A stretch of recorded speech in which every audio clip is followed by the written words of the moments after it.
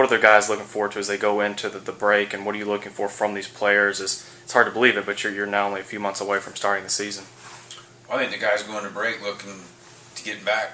I think when you have a team that has put in the time and the work ethic that these guys have, I mean, they've committed themselves not only on the field in the cages, but in the weight room 4 and 5 days a week. Their results, they're starting to see their results to them. I mean, in the weight room, I've never seen a team as physical in such a short period of time. And, just to see where these guys are now from where they were in August, I think they're excited to get back. And they're trusting in the system and what we're doing. And so, they're going home, but most kids want to go home and take some time off and you can get away from things. And I do want them to do that. I want them to go home and enjoy the holidays with the families, and I think that's really important to recharge. But I see those guys going home and getting after their work that we have sent home with them and getting back early, because I think they're seeing what the potential is by their hard work and the time they put in. You talked about the work ethic and the time they put in. Part of that time has been spent in the Topper Challenge. Yeah. Something you guys did last week. I know you were very impressed about it. Kind of tell everyone what that was about. Well, the Topper Challenge is a 5-day event that was started with Coach Finwood and a previous weight coach, Dwayne Hall, and now Coach Earley has taken it this year. And we went 5 events in 5 days. And basically what we did is 4 teams. Every event was timed because we recognized the top time and the worst time in position players and pitchers, and so there was accountability, and then also how we decided who was winning between the 4 teams that we broke up into, and so everything was a timed event. So there was major competition, but we also put them in events that are outside their comfort zone to really test their competitiveness, challenge them that isn't on an everyday thing they're used to, and I thought they did a phenomenal job. I mean, it went down to the last morning run, the tornado run at 5:30 a.m. to one guy diving across the finish line and another guy falling, and just competing and doing whatever it takes to win. And I thought it was a great example of what this team has been like all year. It just wasn't 1 week of, all right, we're going to turn the switch on and get these events. I mean, that's why we've practiced and played, and I think that's why it was such an exciting 5 days, and I was excited. I was really proud of those guys. They laid it on the line, and they're really, again, going back to, they're just buying into each other, and I love their work ethic and their competitiveness, and that's what basically last week was. It was check your ego in, and let's see how you can compete when you're given something that you're not used to doing.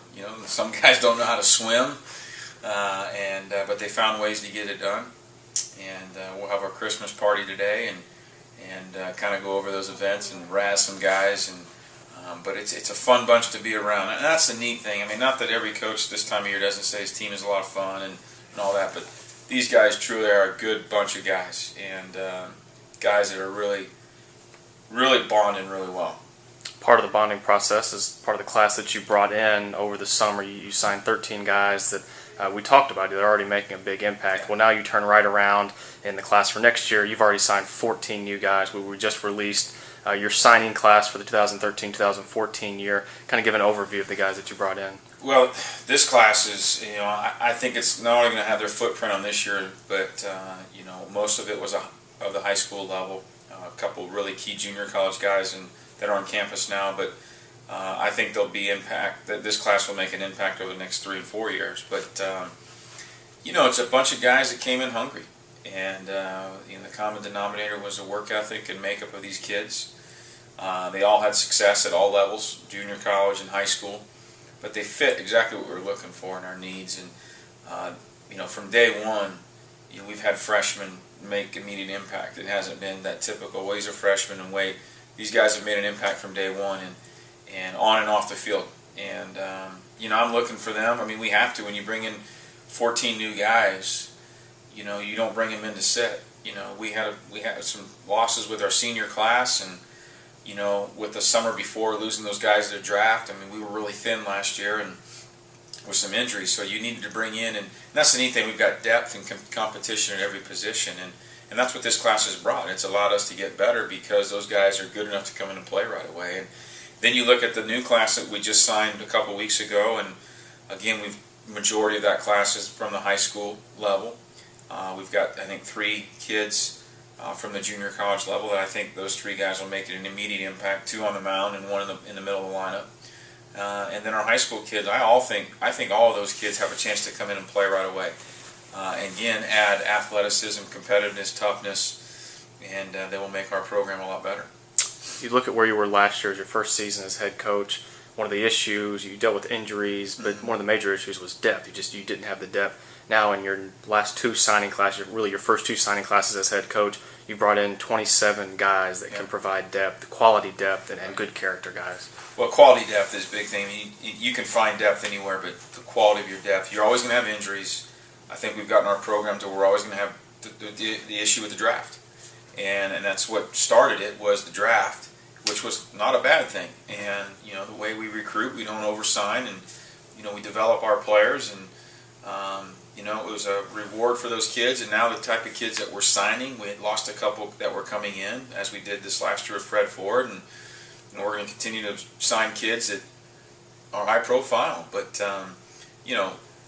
that started it. And then, of course, when you lose an Andreoli and a Hartle at different times of season, and then, of course, a Tanner Perkins, and, when you're already thin, you can't lose key guys like that. So that was tough. But at the same point in time, it humbled you real quick. And, we don't change our expectations or who we are based on that. We still try to push through it, and approached every day to win that game. And, I think it taught our guys a lot. A lot of these kids aren't used to failing.